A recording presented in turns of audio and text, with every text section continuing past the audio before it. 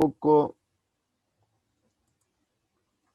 Daniela Fernández puede ser, que es del grupo nuestro. Sí, pero no lo estoy viendo acá como que Ah, está en la clase.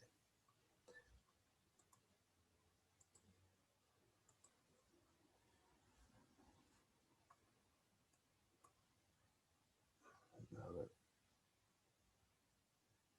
Bueno, en primer lugar, vamos a... Yo les voy a ver, voy a compartir esta.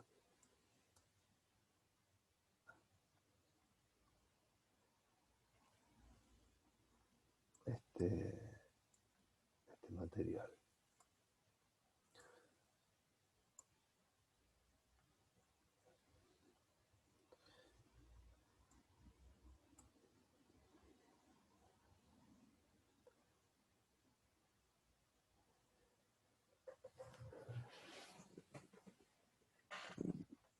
Les voy a preguntar a ustedes a ver qué concepto tienen o qué conocen o qué saben, que sabemos sobre estadística.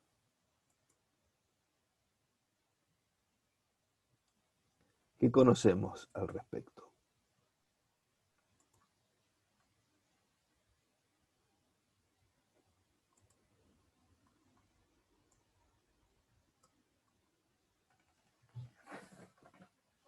¿Sabemos algo respecto de estadística? ¿Tienen algún conocimiento previo al respecto? No, por mi parte no, No. Bien, no he visto de estadística. bien. No, no, yo tampoco, la verdad que no. Bueno, yo les voy a leer una definición que está en uno de estos videos que les mostré antes. No quiero poner el video porque el video tiene el sonido que no lo puedo evitar en la presentación, a modo de presentación. Podría, sí, compartirles lo que dice esta definición. Dice que la estadística es la ciencia formal que estudia la recolección, el análisis y la interpretación de datos para ayudar a la toma de decisiones o para explicar las condiciones regulares o irregulares de algún fenómeno de ocurrencia aleatoria o condicional. Bien, en general usamos la estadística cuando necesitamos describir características, ¿sí?, de alguna población en particular. Por ejemplo, los turistas extranjeros que arriban a la Argentina, o los turistas extranjeros provenientes de Latinoamérica que vienen a la Argentina, o los turistas que vinieron a la ciudad de Mar del Plata, o los turistas argentinos que vinieron a la ciudad de Mar del Plata, o algún otro aspecto que podría ser, por ejemplo, el gasto de los turistas, las preferencias, o sea, cuestiones que a nosotros nos pueda llegar a interesar y que sirva para describir cuáles son las características de esa población. Cuando nosotros en estadística hablamos de población, no necesariamente tiene que ser un grupo de personas, ¿sí?, o conjunto de personas. La población puede ser, en estadística se entiende siempre como la totalidad de los objetos o elementos en estudio. En el caso de los turistas, obviamente, son personas, pero podrían ser, no sé, los automóviles que salen de una terminal, de una fábrica, o podría ser la calidad del servicio que prestan los hoteles de Bariloche, o el precio de las habitaciones de los hoteles de Mendoza, ¿está bien? Si hablamos de los hoteles de Mendoza, la población son los hoteles de Mendoza, ¿correcto? Y podemos analizar algún aspecto, ya les digo, podría ser la calidad del servicio, el precio o lo que fuera, ¿está bien?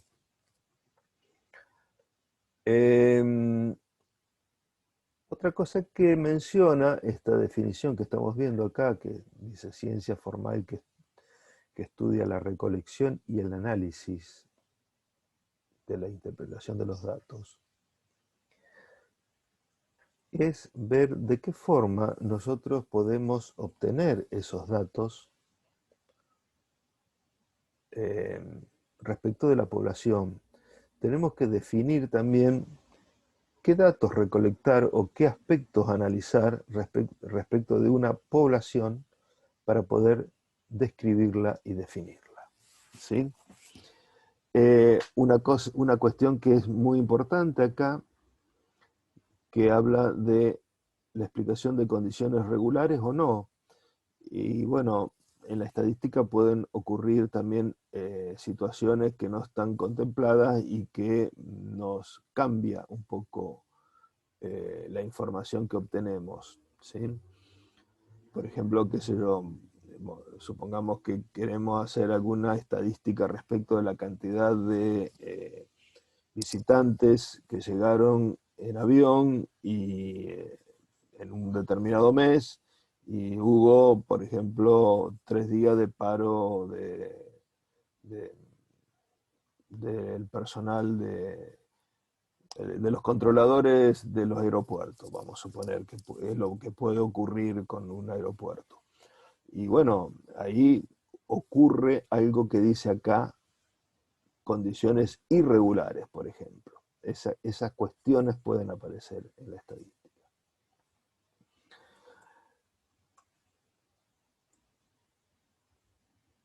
Bueno, un poco lo que dice acá, de que se ocupa la estadística, se encarga del estudio de determinadas características en una población, recolectando los datos, organizándolos en tabla. Esa organización de los datos vamos a empezar a verla hoy, representándolos en gráficos, ¿sí?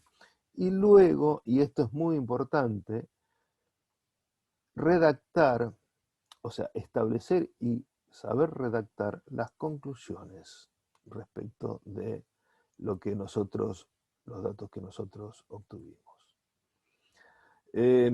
Otra cuestión que van a ver ustedes cuando vean ese video, habla de las áreas de la estadística, habla de la descripción, el diseño y la inferencia, y qué es cada uno de estos aspectos. Dice que el diseño consiste en definir cómo se desarrolla la investigación, ¿sí? Es decir, la cuestión de la investigación estadística es muy importante porque depende de las características de una población, cómo encaramos el diseño de cómo vamos a recopilar los datos, etcétera, etcétera. La estadística descriptiva, bueno, que dice que son las... Este es como un capítulo o una unidad que vamos a desarrollar por lo menos entre 2 y 3 clases, o 2 y 3 semanas, que es la primera parte, que es el estudio de las características de la población y las mediciones que hacen que nos sirvan para describir a la característica de la población. La estadística inferencial hace referencia a lo siguiente: cuando uno tiene que analizar las características de una población, lo que puede ocurrir es que la población nos exceda en su cantidad de elementos u objetos. Por ejemplo, si hablamos de la población, a ver, turistas que arribaron a la ciudad de Mar del Plata en la temporada bueno, la última temporada fue muy particular, pero pensemos, no sé, la temporada 2019-2020. Nosotros no, es materialmente imposible consultar a la totalidad de los turistas que arribaron a la ciudad de Mar del Plata en la temporada 2019-2020. Lo que suele hacerse en estadística es tomar una muestra de esa población, y gran parte del diseño del que antes hablábamos consiste en diseñar justamente la técnica de cómo vamos a tomar esas muestras. La muestra tiene que ser representativa, tenemos que tratar de que sea aleatoria también. Y la estadística inferencial se dedica a, de algún modo, proyectar los resultados obtenidos de una muestra, proyectarlos hacia la población y ver de qué forma esa proyección sea lo más certero o que esté dentro de ciertos márgenes aceptables, ¿sí? Así es como podemos entonces hacer una inferencia respecto de las características de la población. Bueno, acá hay una serie de definiciones respecto de lo que es un dato y lo que es algo que es muy interesante y que quiero que esto lo vean después. Yo esto lo paso relativamente rápido porque ya les digo, luego está dicho y hablado en este video, y yo les hago algunos comentarios, digamos, para ampliar un poco todo lo que ustedes verán en el video. La diferencia entre lo que es un dato y una variable. El dato en sí, que está definido acá, dice, es el valor concreto, ¿sí? Por ejemplo, vamos a suponer que estamos analizando la franja etaria que asiste a un determinado evento, ¿sí? Entonces, los datos son las edades de los asistentes a ese evento, ¿sí? Fulano que tiene 23 años, María que tiene 32, Juan que tiene 26, esos son los datos, ¿sí? Por eso dice el valor concreto que permite estudiar y analizar para conocer los hechos o elementos. Dice que el dato estadístico es el resultado de las observaciones, ¿está bien? Porque nosotros, claro, tenemos como dato de que María tiene 32 años o Juan tiene 26 a través de observaciones que pueden ser, o, bueno, a través de una encuesta o del registro de algo, pero eso después vamos a hablar después de cómo obtener de qué fuentes obtener datos estadísticos. Les decía que hay una diferencia con respecto a lo que se conoce como variable. La variable, que dice acá, dato es distinto de variable, este símbolo quiere decir que no es igual, o sea, un igual tachado significa distinto. Dice dato distinto de variable, justamente se denomina variable a conceptos o atributos, ¿sí? Que pueden asumir distintos valores. O sea, la variable es como si fuese una caja vacía, donde se los puede luego se les puede rellenar con los valores de los datos. Pero se llaman variables porque los valores que pueden asumir una variable varía o cambia. Por ejemplo, en el ejemplo que les decía anteriormente, estudiar la franja etaria de los asistentes a un evento, la variable sería la edad de los asistentes al a la muestra del Museo Mar, por ejemplo. Las edades de los asistentes a la muestra del Museo Mar. Esa es la variable. ¿Qué valores puede tomar esa variable? Y los valores que puede tomar esas variables son los 32 años de María, los 26 años de Juan, que son los datos, ¿sí? ¿Se entiende entonces la diferencia entre el concepto de variable y de datos? Sobre las variables vamos a detenernos y incluso vamos a trabajar bastante la cuestión de la clasificación de las variables es tema de ser evaluado, digamos, el conocimiento que puedan tener los estudiantes respecto de la clasificación de las variables. Por eso es muy importante.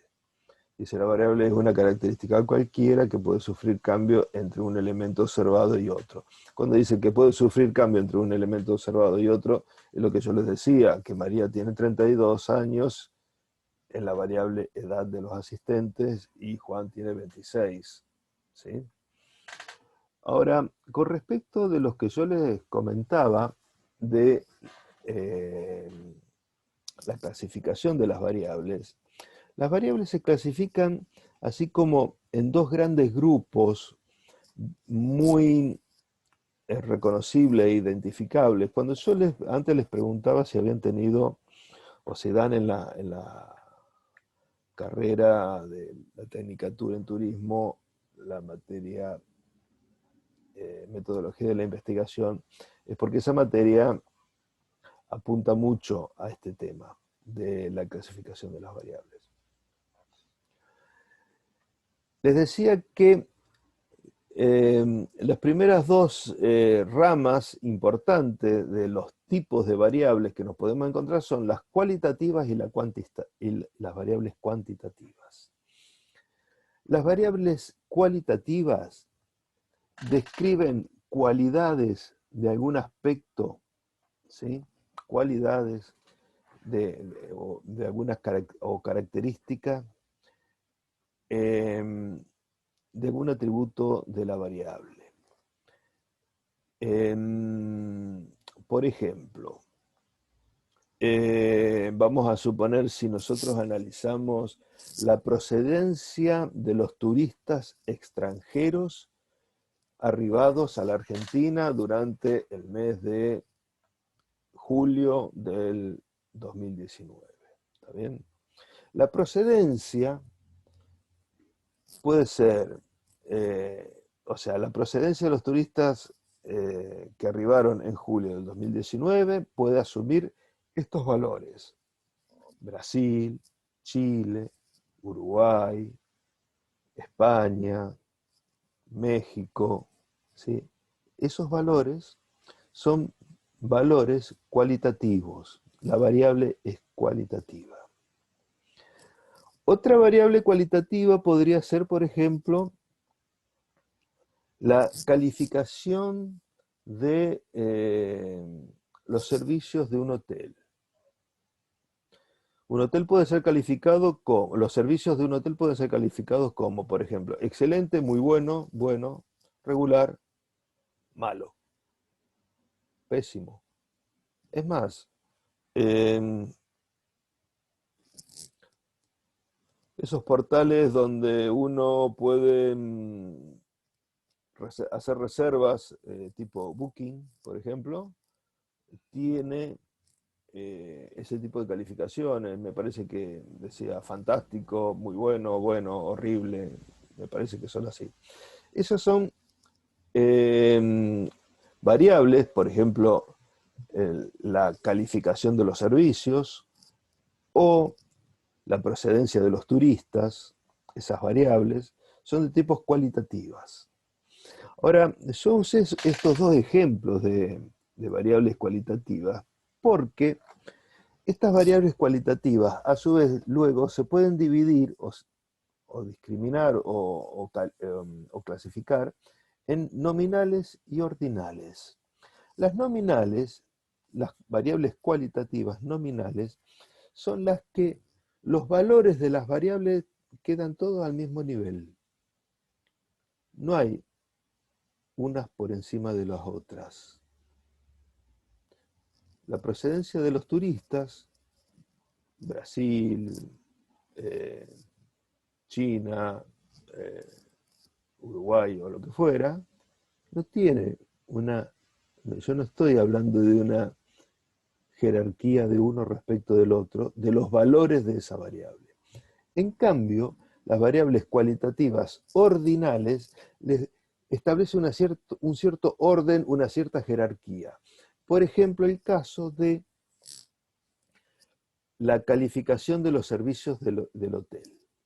Cuando vamos a calificar los servicios del hotel, nosotros establecemos un orden. Si el orden es de mayor a menor, por ejemplo, excelente, muy bueno, bueno, regular, malo u horrible, es una calificación que es ordinal con una cierta jerarquía. Los valores de la variable toman una cierta jerarquía, un cierto orden. Bien, ¿qué son las variables cuantitativas? Las variables cuantitativas son las variables que asumen valores numéricos, ¿sí? Por ejemplo, la temperatura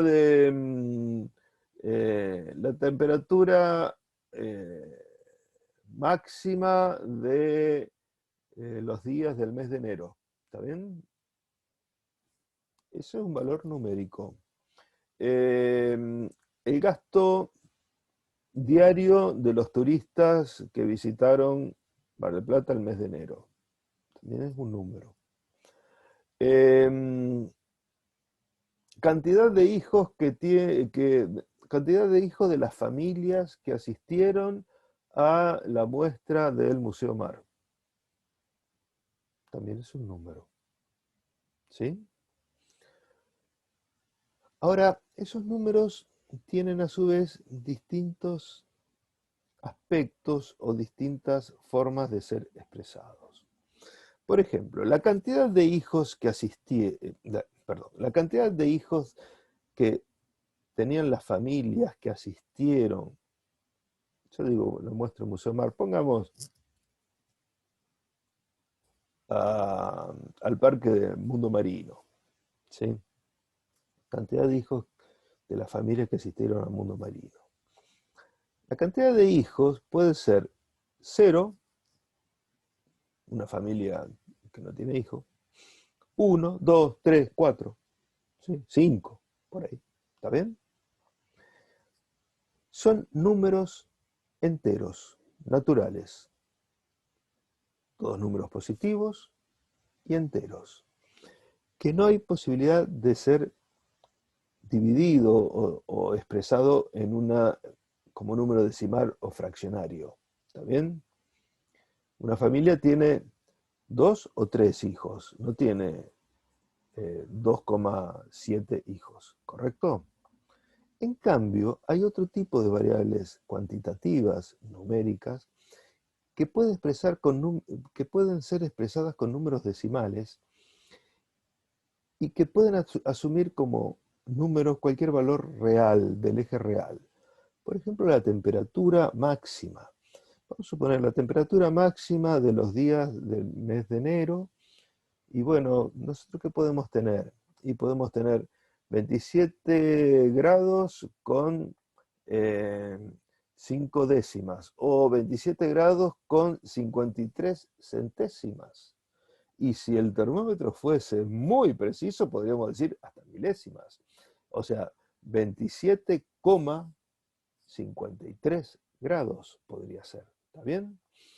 Entonces, ese otro tipo de variables son diferentes a las anteriores que se podían expresar solamente con números enteros. Estas se pueden expresar pueden asumir cualquier valor numérico. Es decir, las variables cuantitativas asumen valores numéricos, hay unas que pueden asumir ciertos y determinados valores, y otras que pueden asumir cualquier valor.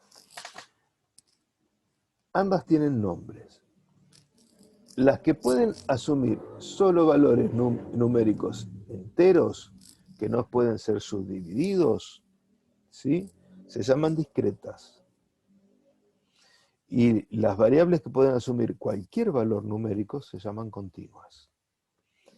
Generalmente, las variables discretas sirven o son usadas cuando debemos o cuando el dato representa el resultado del conteo de elementos, el conteo de elementos indivisibles, ¿sí?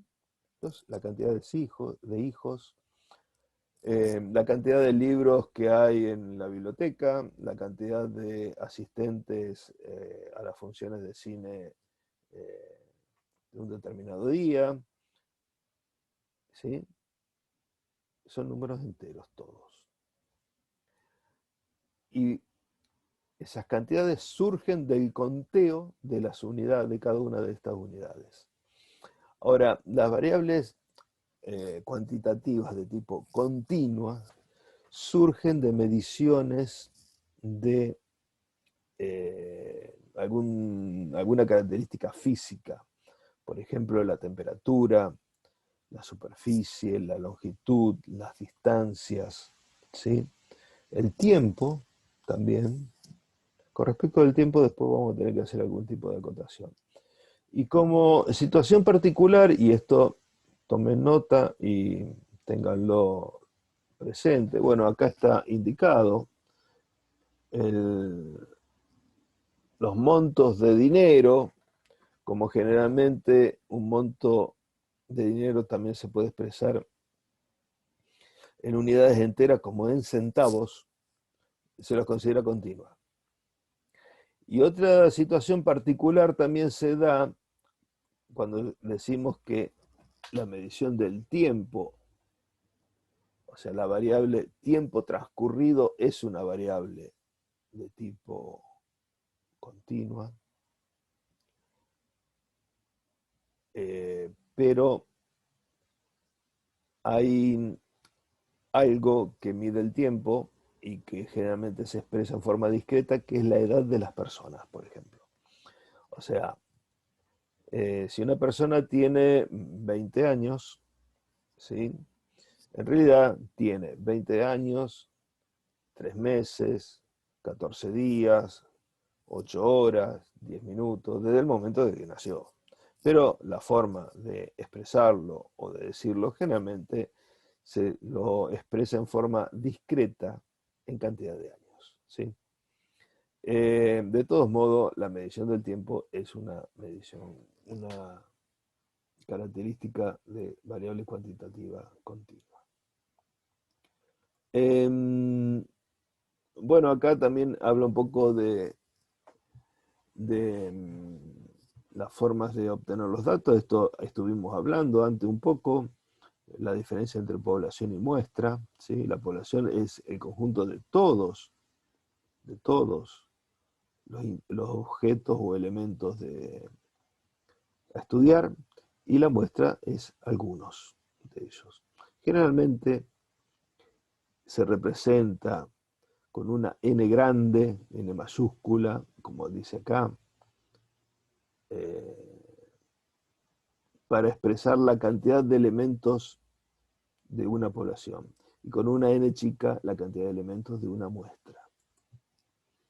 Bueno, acá hay también un esquema bastante bien expresado, este esquema de la diferencia de lo que es la población y la muestra. La muestra está tomada así en forma aleatoria, algunos elementos de la población. Y acá hay una cuestión a tener en cuenta. Estuvimos mencionando que para hacer una estadística, obtener datos para describir una población, generalmente se toma una muestra porque indagar o analizar la totalidad de la población puede ser muy costoso, generalmente es muy costoso. Hay excepcionales situaciones donde en teoría se analizan la totalidad, absolutamente la totalidad de los elementos de una población. Uno de los casos es, o uno de los ejemplos es cuando se hacen los censos. Bueno, acá en Argentina el último censo que se hizo fue en el 2010, el año pasado, imposible pensar en hacer un censo, donde en teoría a la totalidad de la población de un país se le hace una serie de preguntas y entonces ahí se analiza no una muestra, sino toda la población. Aunque a decir verdad, en el último censo, en las ciudades grandes, había una suerte de muestreo. Creo que en los lugares pequeños, en las localidades más chicas, el censo era, como decir, amplio. O sea, cuando las planillas censales contenía la totalidad de las preguntas y de las variables a analizar. En las grandes ciudades, en forma aleatoria, ¿sí? en forma tipo muestra, solamente en algunas manzanas las planillas censales eran completas. En la mayoría, porque si no se hace muy engorroso la carga de datos y el censo en sí, la mayoría de los casos eran planillas como simplificadas o resumidas. Es decir, había como censos más largos y otros más cortos. Es más, los censistas que tenían los censos más largos tenían menor cantidad de familias o menor cantidad de casas o departamentos para censar, y los que tenían el censo corto tenían una mayor cantidad de casas o domicilios a censar. Bueno, acá habla un poco del muestreo. Del muestreo estuvimos hablando un poco ya recién. Y bueno, también los tipos de muestreo, que los muestreos tienen que ser, es conveniente siempre que sea aleatorio, es decir, buscar los elementos de la muestra al azar y no de una forma muy determinada. Es como si dijésemos, bueno, en un censo o en una, vamos a suponer que hagamos alguna encuesta a los estudiantes de una facultad y solamente le preguntamos a los estudiantes de cuarto año. Y bueno, no nos va a dar, digamos, la descripción de todos los estudiantes de esa carrera o de esa facultad, si fuimos y le preguntamos solo a los estudiantes muy avanzados, ¿sí? A eso se refiere a lo no aleatorio de lo aleatorio. Eso lo vamos a ver más en detalle, sí, más adelante.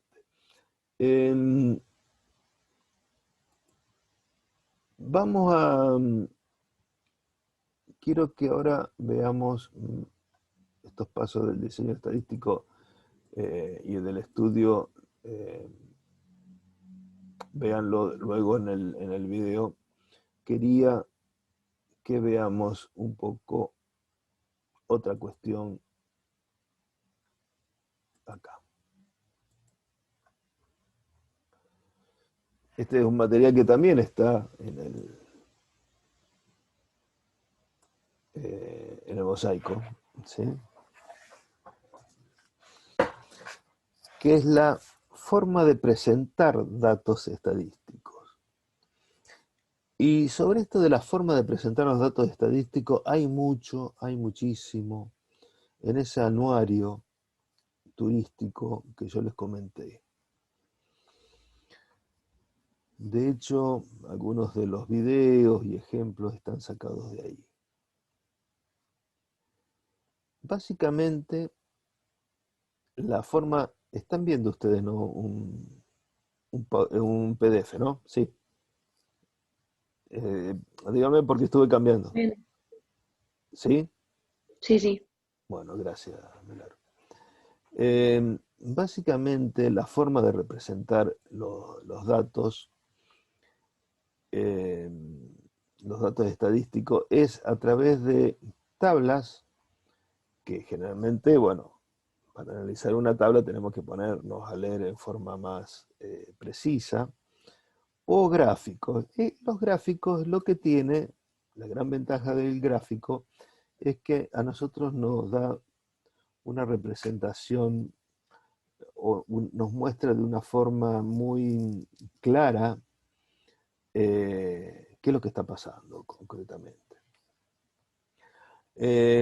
O sea que básicamente la representación de los datos es a través de tablas y de gráficos.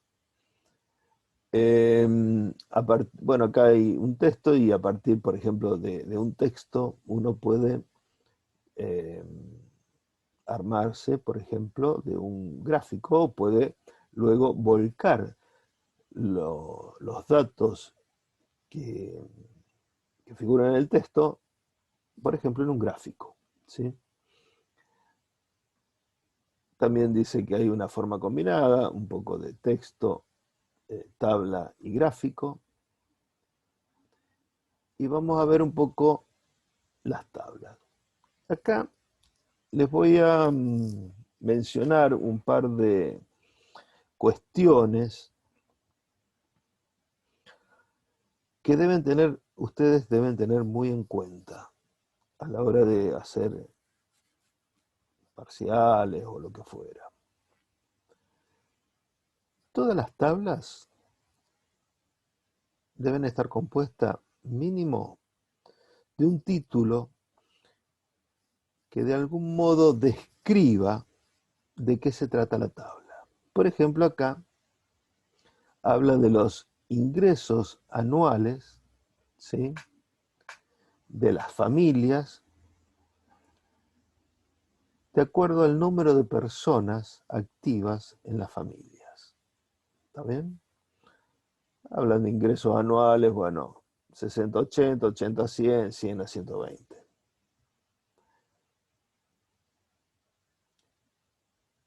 Habla de la cantidad de familias que entran dentro de esas categorías y también de la categoría de la cantidad de personas activas que hay por familia. Ahora, la cuestión es que tiene que tener un título que sea medianamente descriptivo de lo que tendremos en la tabla. Generalmente de este título surge el nombre de las variables que están en juego para hacer este estudio.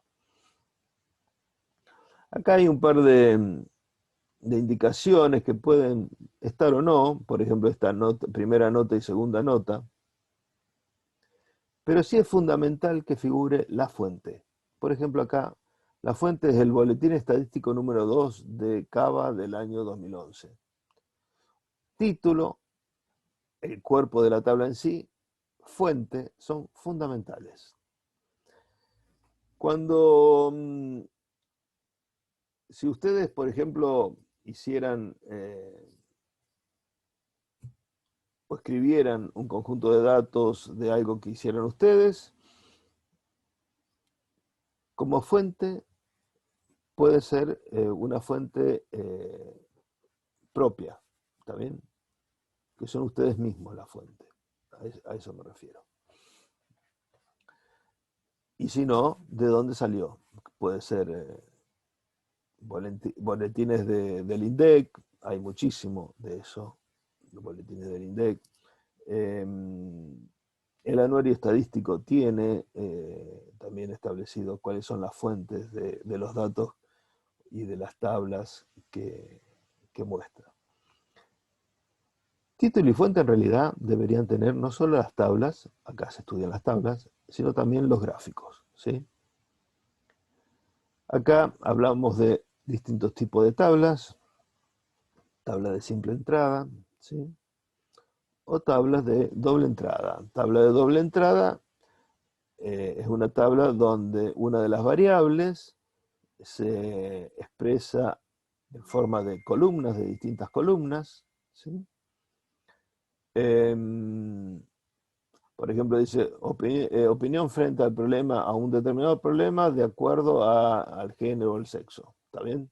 Entonces, una de las variables sería el sexo, femenino o masculino. Esos son los valores que puede asumir la variable esa. Y luego la opinión es la otra variable, la opinión frente al problema X, donde puede asumir los valores a favor, en contra o que no respondan. ¿Está bien?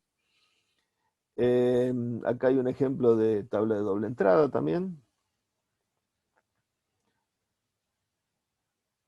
Y luego vienen las representaciones gráficas. Las representaciones gráficas, es como dice acá, son construcciones que permiten una visualización muy rápida de alguna situación, ¿sí? Algunas de las representaciones gráficas bastante usadas en estadística que nosotros podemos usar es este diagrama llamado de sectores o diagrama de pastel o de torta. También algunos de estos de tipo así de barras, como este, ¿sí? También pueden ser gráficos de líneas. Dice que todo gráfico debe incluir un título, lo que yo les mencionaba antes, donde especifique de alguna forma, o diga de qué, cuándo, dónde y cómo. Generalmente el título está en la parte superior del gráfico, ¿no? Dice todas las abreviaturas y símbolos se deben explicar al pie. Y si los datos no son originales, o sea, eso yo lo que les decía, si la fuente no es uno mismo, debe mencionar cuál es la fuente, ¿sí?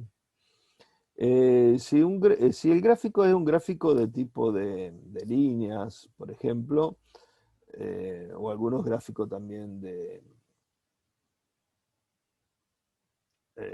bastones o de barra, generalmente viene acompañado de un par de ejes que se llaman ejes cartesianos, que son un eje horizontal y otro vertical, donde debe indicarse en cada eje eh, qué representa o qué variable está representada en ese eje, en el horizontal y en el vertical. Dice que en general el gráfico progresa, quiere decir que va de menos a más, digamos, de abajo hacia arriba y de izquierda a derecha. Eso es como cualquier eje, por ejemplo, el eje numérico, el eje de los números reales, ¿sí? Va a la izquierda los menores valores y hacia la derecha van incrementándose los valores, de la misma forma que hacia abajo están los menores valores y hacia arriba se van incrementando esos valores. Otra de las cosas que también dice que hay que respetar la escala. Bueno, sí, eso, bueno, depende de qué tipo de situación tenemos, pero debemos indicar con rayitas y más o menos, si los valores de la variable van a ir, vamos a suponer, de 1 a 100, podríamos hacer, eh, marcar la escala de 10 en 10, por ejemplo, esa sería una forma de indicar la escala, y en ese caso tendría que ser respetada la escala de ambos ejes, ¿sí? ¿Cuál es el gráfico adecuado? Bueno, esto depende del tipo también del tipo de variable que estamos analizando. Esto lo tienen ustedes especificado acá en este apuntecito. Por ejemplo, las variables cualitativas es cómodo representarlo en gráficos de barras o de barras de porcientos, adosadas, sectorial, pictograma. Algunos de estos vamos a ver después ejemplos un poquito más adelante en este mismo apunte. Eh, bueno, y acá hay una especie de clasificación de tipo de variables con respecto a los gráficos que son convenientes. Esto es importante tenerlo presente, ¿sí? Y acá hablo un poco de los distintos tipos de gráficos. Gráfico de barras simples, por ejemplo, cada barra del gráfico representa una categoría diferente en general en variables cualitativas se usa. Por ejemplo, acá la variable es el programa televisivo favorito, que puede asumir los valores o las categorías, series, caricaturas, musicales, etc. Bueno, esto es otro gráfico, dice el gráfico de barra simple, se dibuja una barra para cada categoría. Bueno, eso es lo que acabamos de ver. Y que deben estar espaciados, digamos, tienen que tener todo, guardar la misma distancia una barra de la otra, ¿sí? Eso es lo que dice acá, todos los espacios entre las barras deben ser iguales.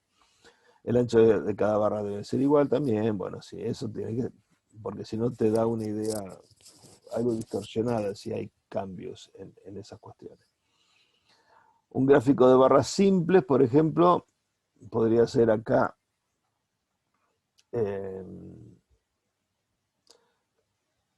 los valores de una variable en el eje horizontal y la frecuencia. Se llama frecuencia a la cantidad de veces que se da el valor de una variable.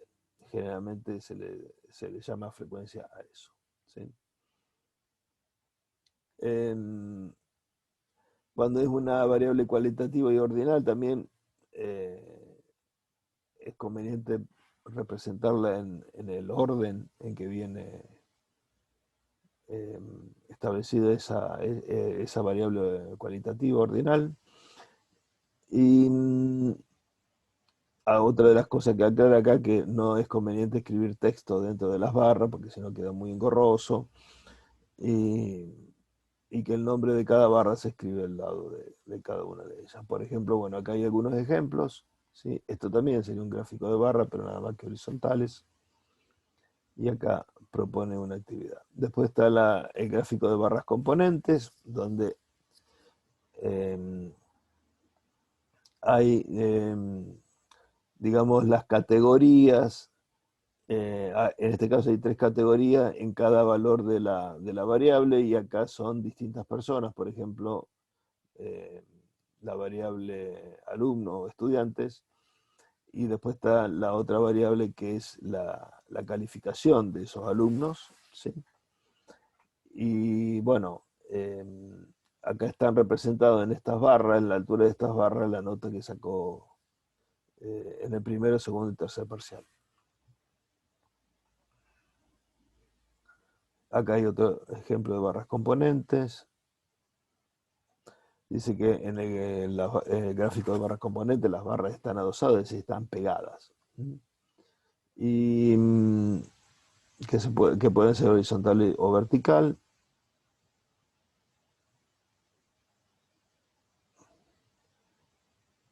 Dice, cada grupo representa un ítem de la variable y se coloca sobre el eje de la tabla. Sí, en el caso anterior eran los nombres de los estudiantes que sacaron determinada nota en los distintos parciales.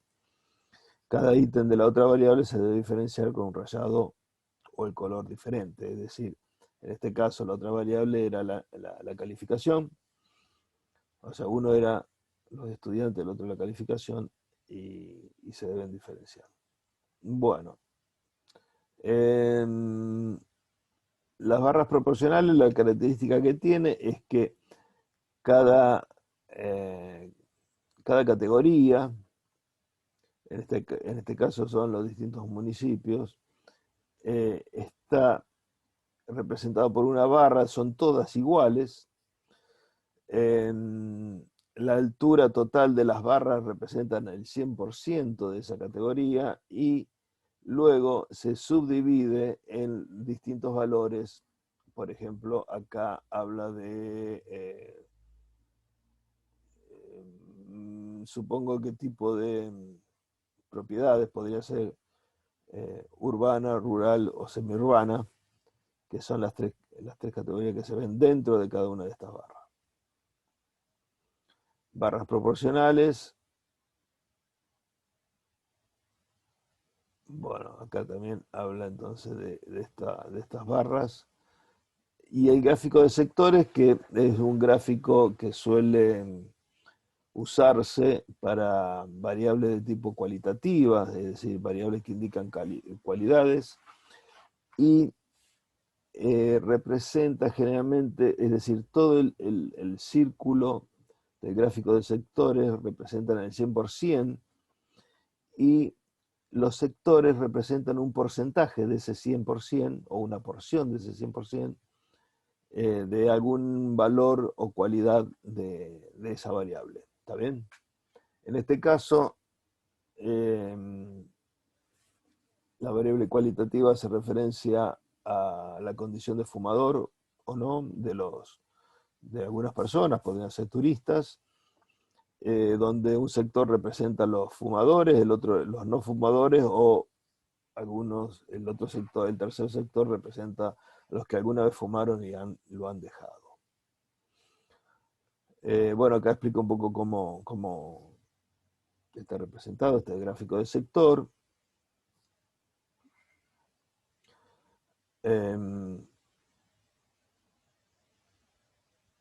Por ejemplo, acá hay otro, distribución de los trabajadores por sectores de actividad, y hay distintos sectores, bueno, y la cantidad de trabajadores, o el porcentaje de trabajadores. Por último, los pictogramas son representaciones gráficas donde, por ejemplo, acá se hace referencia a habitantes, son nombrecitos, o se hace referencia al consumo de electricidad, por ejemplo. No, perdón. Acá es venta anual de lamparitas. Se representa con las lamparitas justamente que quiere indicar su venta. Están los gráficos de línea también, que estos son los más comunes, ¿sí? Donde se representa con una línea alguna característica que se quiera expresar. Y también es interesante este gráfico llamado gráfico de dispersión. El gráfico de dispersión hay generalmente dos variables donde tiene algún vínculo una con la otra, y cuando se hacen las observaciones se observa en forma simultánea los dos aspectos o los dos valores de la variable. Entonces, por ejemplo, podría ser los asistentes a un espectáculo, y quisiéramos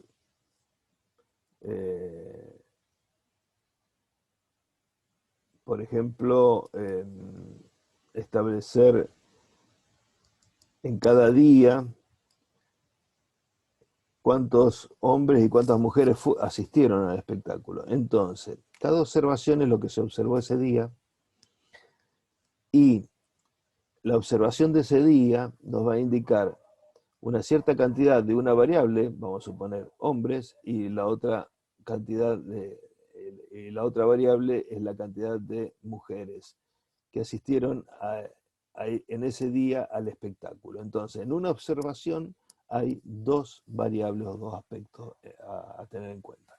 Esos puntos pueden caer en cualquier parte de este plano, digamos.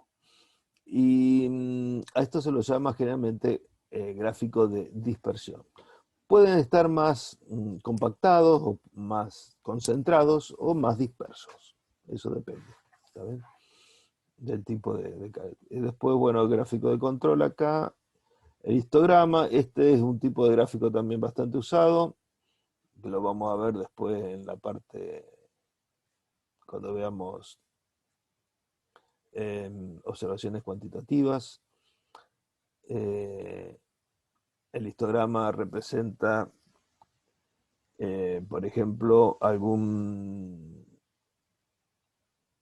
intervalo de valores numéricos, también, que puede ser valores numéricos continuos, es decir, una variable cuantitativa continua puede ser representada acá en el eje X, y la altura de cada uno de estos rectángulos me da la cantidad de casos que se observaron dentro de cada uno de esos intervalos, y eso serían las frecuencias, ¿está bien? Pero el histograma es este gráfico así de rectángulos cuyas alturas representan las distintas frecuencias. Luego, bueno, está el polígono de frecuencia que une los valores centrales de cada uno de los intervalos con la parte superior de cada uno de los rectángulos estos. Está, bueno, el gráfico de bastones, que también acá la altura del bastón representa la frecuencia, pero en este caso lo que se representa acá en el eje horizontal son valores precisos. En el histograma se representa un conjunto de valores que están incluidos dentro, desde tanto hasta tanto. Vamos a suponer desde 0 hasta desde 0 hasta 25, supongamos, después de 25 a 35, ¿sí? De 35 a 45 y así sucesivamente. Son valores, un conjunto de valores que entran dentro de cada uno de esos intervalos. En cambio, estos son valores precisos. Tranquilamente podrían ser valores enteros, valores discretos.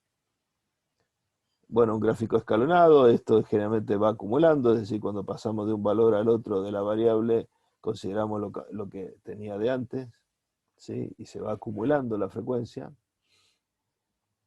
Este también, la ojiva también representa este tipo de situaciones, pero sería como una especie de polígono de esta situación.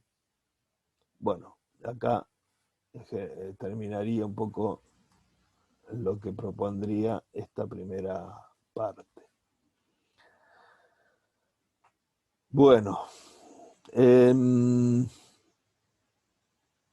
estuve hablando bastante. A ver, esperen que voy a parar la grabación porque me parece que lo más importante e interesante de la clase es lo que estuvimos viendo, y no quiero hacerla muy larga porque si no después resulta muy pesada la grabación para verla. En general siempre